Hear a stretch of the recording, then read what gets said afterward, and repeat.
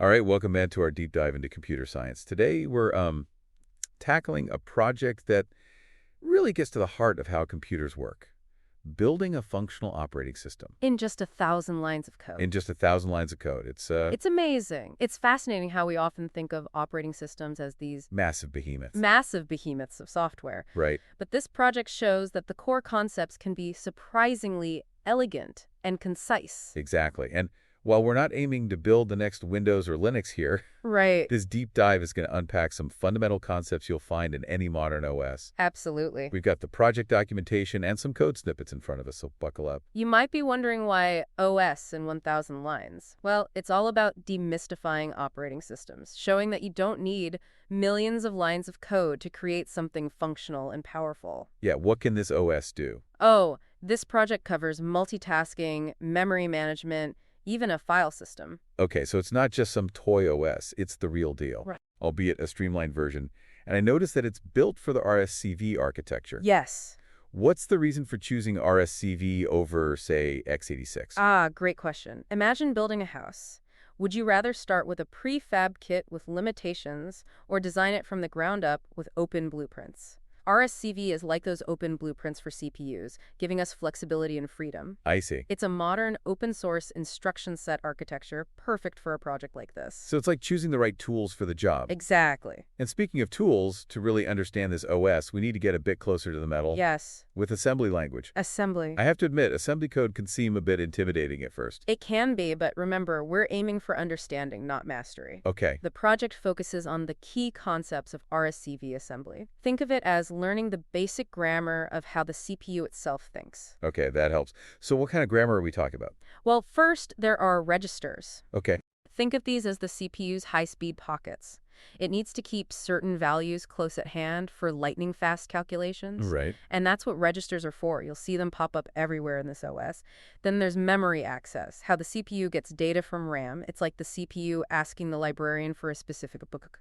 Interesting analogy. So registers are for quick access, Yes. and RAM is like the main library. Exactly. And just like a good librarian, the OS needs to keep things organized. Right. That's where instructions for branching and function calls come in. Okay. Branching is how the CPU makes decisions. If this, then that. Function calls are how we break down code into manageable chunks, like chapters in a book. And of course, no computer science conversation would be complete without mentioning the stack. Right. The stack is vital for managing function calls and their local variables. It's like a stack of plates. You add and remove plates from the top. This is starting to feel like a crash course in computer architecture.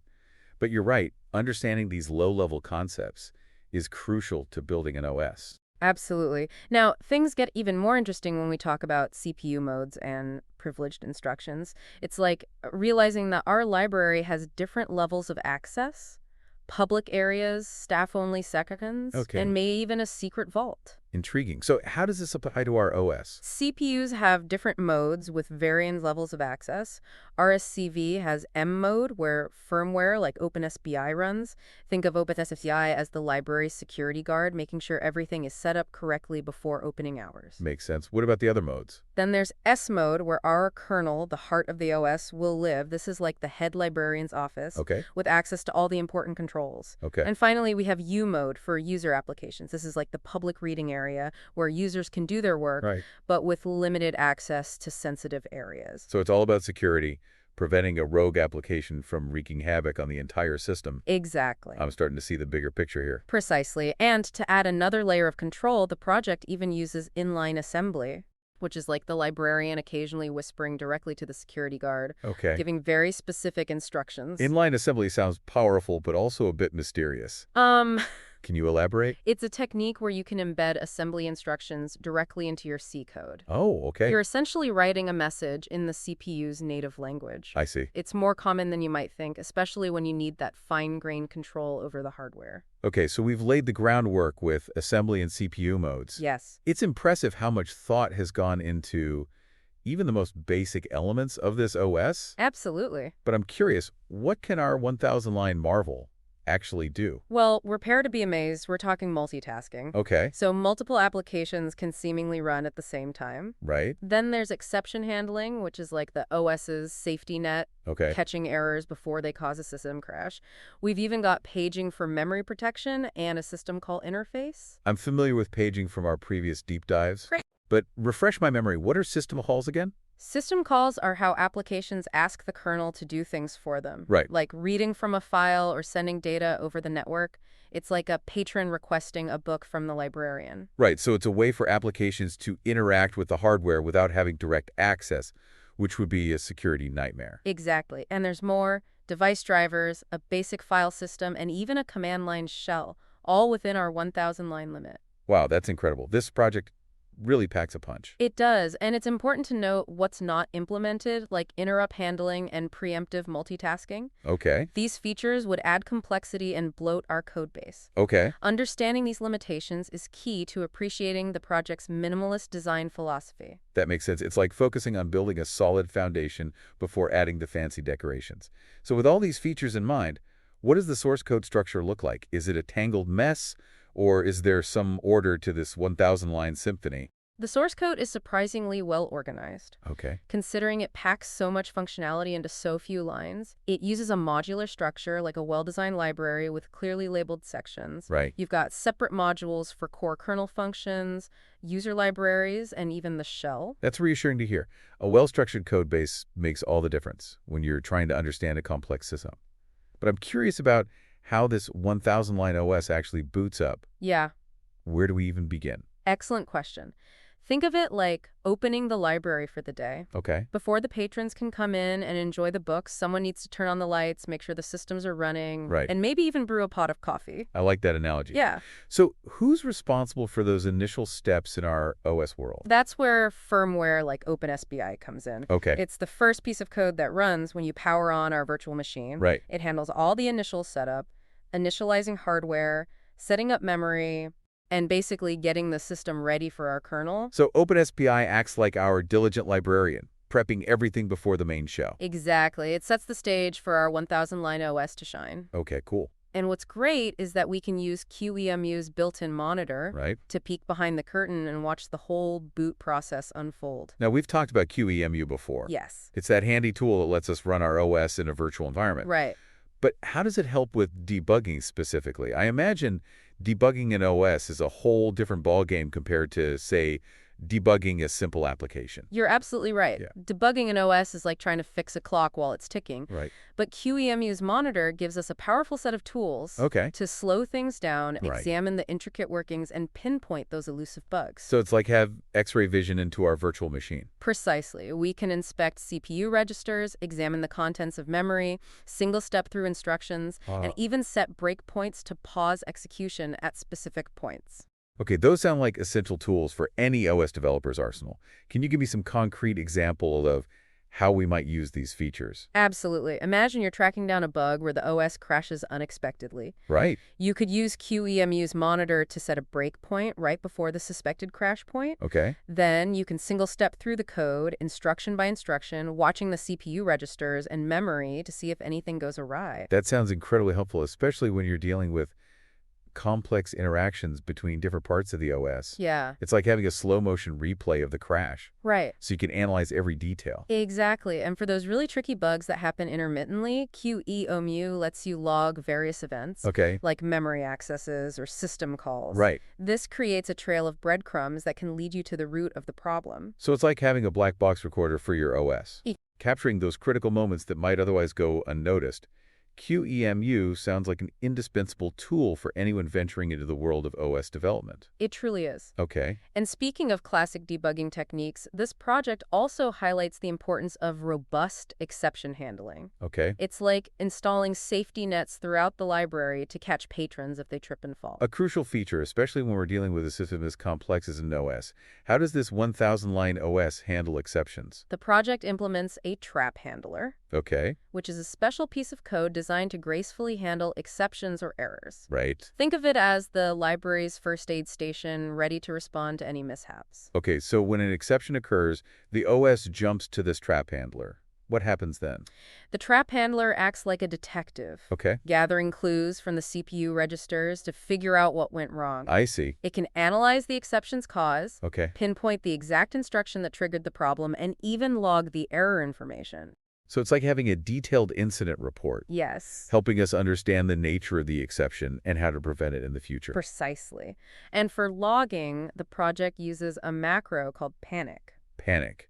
That sounds a bit dramatic, doesn't it? It does, but it's actually quite descriptive. Okay. Think of it as a controlled shutdown of the library in case of a major emergency. Right. It halts the system and displays a message indicating the cause of the problem, Right. preventing further damage. So it's a way of saying, hold on, something's not right here. Let's stop everything and figure out what's going on. Exactly. It's better to pause and analyze the situation than to risk a catastrophic system crash. Right. Now, we've talked a lot about the kernel and debugging. Yeah. But let's shift our focus to one of the most critical aspects of any OS: memory management. Okay. It's like the librarian's system for organizing books in the shell. Memory management is indeed crucial. Yes. We need to make sure each application has its own space, prevent them from interfering with each other. Right. And of course, protect the kernel itself. Absolutely. This 1000-line OS uses paging, right? You've got it. Paging is a powerful technique for creating isolated memory spaces for each application. Okay. Almost like giving each patron their own private reading room. Okay. It involves something called page tables, which are like giant maps that translate the virtual addresses applications use to the physical locations of data in memory. So a page table is like a master index for the library, Yes. mapping book titles to their exact shelf locations. That's a great analogy. When an application wants to access a specific piece of data, the CPU uses the page table to find the corresponding physical address. Right. And the beauty is that each process can have its own page table, Right. so they're all working with their own maps. That makes sense. It's like giving each patron a personalized library catalog tailored to their specific needs. Exactly. This isolation is crucial for security. Right. If one application crashes, it can't corrupt the memory of other applications or the kernel itself. Right. It's like containing a spill in one reading room so it doesn't affect the entire library. Okay, so paging is all about creating those isolated memory spaces. But how does the OS actually load and run applications in the first place? The project defines a simple file format for applications, Right. kind of like a standardized book format for the library. Okay. When a user wants to run an application, the OS loads this code from a virtual disk and maps it into the application's designated memory space. So it's like the librarian retrieving a book from the shelves and placing it on the patron's table. A perfect analogy, but there's a crucial security step.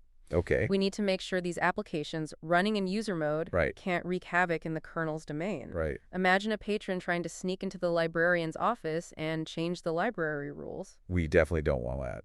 How does the OS prevent such intrusions? That's where the STRET instruction comes in. Okay. It's like a security checkpoint that ensures a smooth transition from S mode, Right. where the kernel resides, to U mode, where user applications run. So TRET is like the doorway between the public reading area and the librarian's office. Right. Making sure only authorized personnel can enter. Exactly. It ensures that applications can only access their designated areas and can't mess with the kernel's privileged functions. This is fascinating. I'm really starting to see how all these pieces fit together to create a secure and functional operating system. It's all about layers of protection, working in harmony to provide a stable platform for running applications. Right.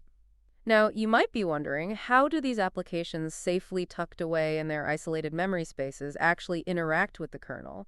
How do they request services like reading from a file or sending data over the network? It's like they need some way to communicate. They do. That's where system calls come in. Right, system calls. It's like having a special phone line that connects each reading room directly to the librarian's desk. Right, and the project implements a few basic system calls. Yes, it does. Like putchar and getchar. Right. Which might seem simple. Yes. But they're the building blocks for more complex interactions. Absolutely. Putchar lets an application send a single character to the console. Right, so that's how we see output from our application. Exactly. And getchar lets an application read a single character from the input. Like from the keyboard? Exactly. These basic system calls form the foundation for things like reading from files, sending data over the network. Oh, I see. So even something as complex as a web browser ultimately relies on these fundamental system calls. Precisely. It's all built up layer by layer with system calls forming that crucial bridge between user applications and the kernel. Now, we've talked about memory protection and the importance of preventing applications from accessing the kernel's memory. Yes. But what about the other way around? Can the kernel access an application's memory?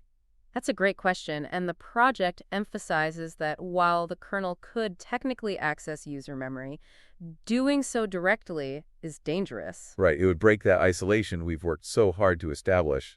Exactly. Imagine if the librarian could just walk into any reading room and start rearranging the patrons' books. We'd have chaos. Exactly. So the project stresses the importance of careful memory management when handling user-supplied pointers. Right, because a rogue application could try to trick the kernel into accessing invalid memory locations or even modifying critical kernel data. Precisely.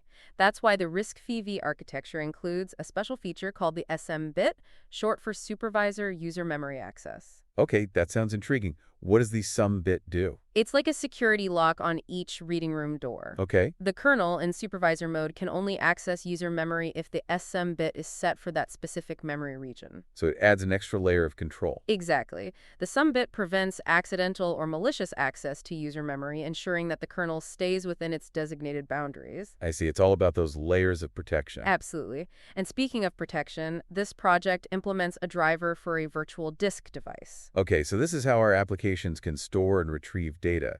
Precisely. The project uses Virtio, which is a standardized interface for virtual devices. Right, like a universal adapter for plugging in virtual hardware. Exactly. Virtio makes it much easier to add things like disks, network cards, and other peripherals to our virtual machine. And on top of this virtual disk, the project builds a basic file system. It does. It cleverly uses a tar file as the basis. A tar file like those compressed archives. Exactly. The tar file format is well-defined and easy to work with, making it a great choice for a simple file system. Okay, so it's like having a virtual filing cabinet to store our data. Precisely. And the project even implements basic commands to read and write files from the shell. Amazing. This 1,000-line OS is turning out to be quite capable. It is, and all of this is achieved while staying true to the project's philosophy of minimalism and clarity. It's inspiring to see how much can be accomplished with so little code. It is, and it underscores the importance of understanding those fundamental concepts we discussed earlier. Absolutely. From assembly language to CPU modes to memory management, each piece plays a crucial role in building a secure and functional operating system. And for anyone listening who's feeling inspired to dive deeper, I highly recommend checking out the project's website. Great suggestion. You'll find all the source code documentation and even a community forum where you can connect with other OS enthusiasts. It's an invitation to explore, experiment, and perhaps even contribute to the next generation of operating systems. This deep dive has been a fantastic journey into the heart of operating systems. Thanks for joining us.